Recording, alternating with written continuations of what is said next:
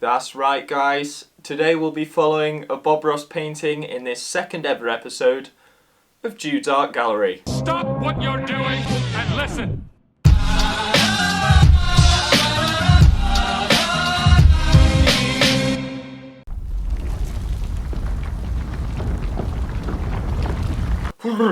Sorry guys, you just caught me having a PTSD flashback to last week's episode, which went horribly wrong. But today is a clean slate, it's a blank slate, and instead of just going willy-nilly, we're going to be following a Bob Ross tutorial. Bob Ross, of course, the master of painting. We're going to be following a tutorial called Autumn Fantasy. Or it's called something like that. If you guys at home want to follow along, the link will be in the description and you can just paint along with me here today. So I've got myself a canvas and today we've actually got some new paints. But contain your excitement because it's still the same painter and this won't necessarily turn out the best, but we'll see how it goes. So just before we start, the first step of course is to put our painting clothes on. Okay, so I'm just about ready to go. Now one place I've gone wrong in the past and that I've learned from is that I believe I need to cover the canvas in white paint before I start. I don't know necessarily what that does. I'm presuming it makes the colours blend a bit better.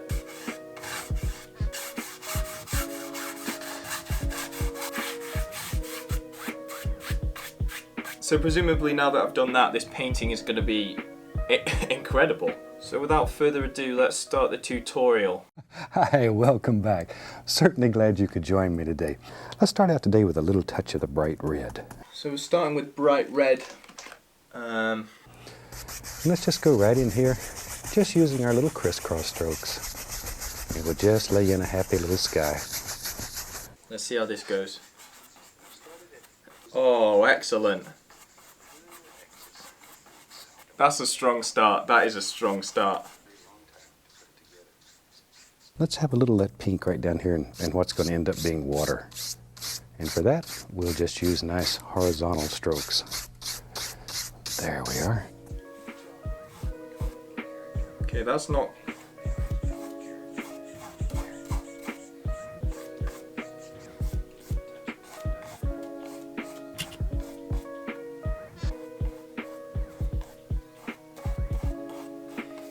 Oh, how does this always happen?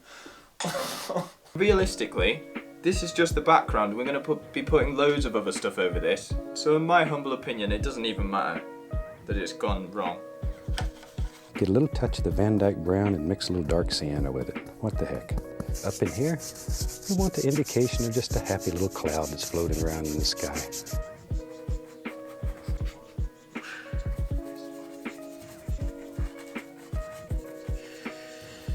Let's build us a little mountain in here. Oh my god, so he's already going for the mountain. But mix it quite thoroughly. There. All right, let me clean off the old knife here. Oh no. Oh, I forgot to use those knives. Last time I tried using like a kitchen knife, but that didn't work. Hang on 1 second. I have a plan. I've made myself a cardboard palette knife. This will 100% work, trust me. I don't actually see a way that this could fail. And come right up in here. Decide where your big mountain's gonna live. And using very firm pressure. Very firm. Just come right along here. Oh ho ho! You can't tell me that isn't working. Wow.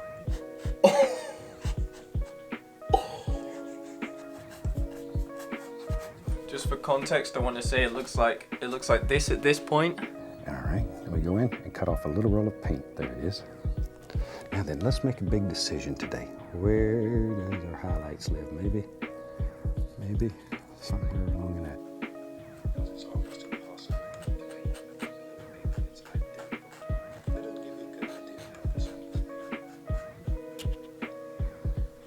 Oh wow, that just looks incredible. Put a little touch of the phthalo blue into it, just a little, don't need much. Why is he using blue? I don't really understand why we're using blue for the rest of the mountain, but I trust in Bob Ross enough to know that it'll turn out Excellent. Now we'll just come right along here, put in little shadows, very delicate, caressing the canvas. But just sort of look at your painting, and each one's going to be different. And you can bring all these little things together and make up little valleys and hills and bumps and crevasses and all those things that you want in your painting. Well, that just doesn't look good at all. Gentle, guys. Oh, no. Ah. That's made it worse. Oh, it's fine. We'll probably just cover that bit anyway, won't we? Always do art with a clean blade. If I'm being very honest with myself, it doesn't look a lot like his. It could be worse. And I think maybe once it's covered by other stuff, it'll be okay. Right there. There lives a happy little evergreen tree. There he is. There he is. See? See, you can just put as many or as few little trees in your world as you want. Oh, wow. All we're looking for is just some dark areas underneath right now. We'll come back and work on those in a minute. We're trying to create a reflection, because I'm presuming the bit that was all red before that I didn't do very well is going to be water. And so I need something to smudge it with, which I think is this big boy here. There, and very gently come across, and we have instant reflections. Okay, so as far as I'm aware, all I need to do is get some water, and then just like...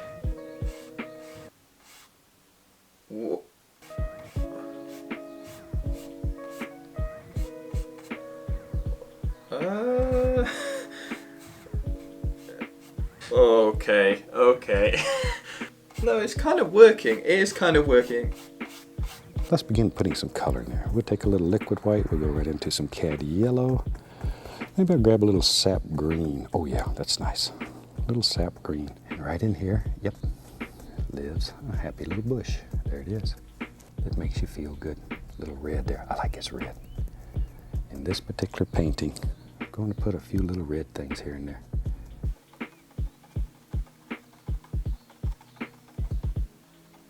There we have it. There we have it. We finished the water part. It's going okay, isn't it? Take just the corner and begin tapping in a happy little tree. There. Whoa, he's just started going mental with the brown. She is the cutest little devil that you've ever seen. In more weeks, she's going to be ready to... There's just a video of a squirrel on screen now. She is the cutest little devil that you've ever seen. Oh my god, the squirrel's going into some headphones. Here she wanted to look at the headset and see what kind of music we were listening to. No! There's a squirrel in some headphones right now. Let's go up here. We had a couple of evergreen trees, and one of them we're going to have right there. Now when you're doing this, if you have trouble getting your paint to stick over the top of everything that you have behind, like all the mountains and everything, add the least, let me say it again, the least little amount of paint thinner.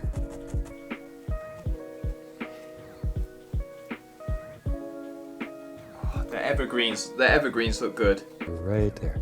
Whew. Wow, that is a big old son of a gun. He lives up here and looks out over the mountain and the lake and all the little creatures. Kind of works, you know, if you just like slam it on. Go through this very thin light color, and with this, we'll make our little evergreens back here. You've got to make a noise while you're doing it as well, apparently. Oh.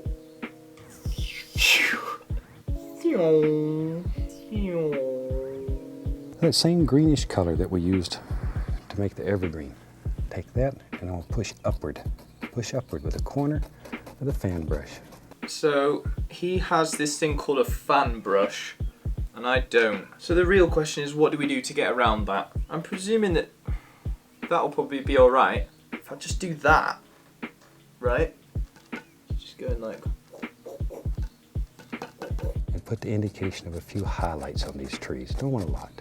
There you go. Wow. Would you look at that? Oh. Oh.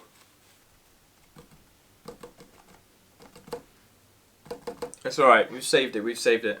And there we have it. So, there are noticeable differences between his and mine. His is a lot more detailed, mine's a lot less detailed. His looks a bit more epic, mine looks a bit less epic. But at the end of the day, not only have we come out with a mediocre painting, we got to listen to Bob Ross's voice, and I had a wonderful time. So, at the end of the day, that's what art's really all about. So all that's left to do is hang it up on the wall.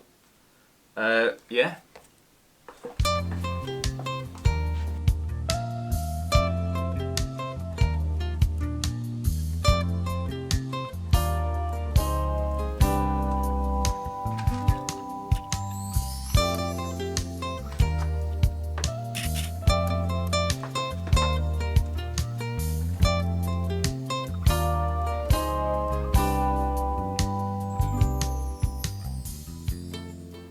So from all of us here, I'd like to wish you happy painting and God bless, my friend.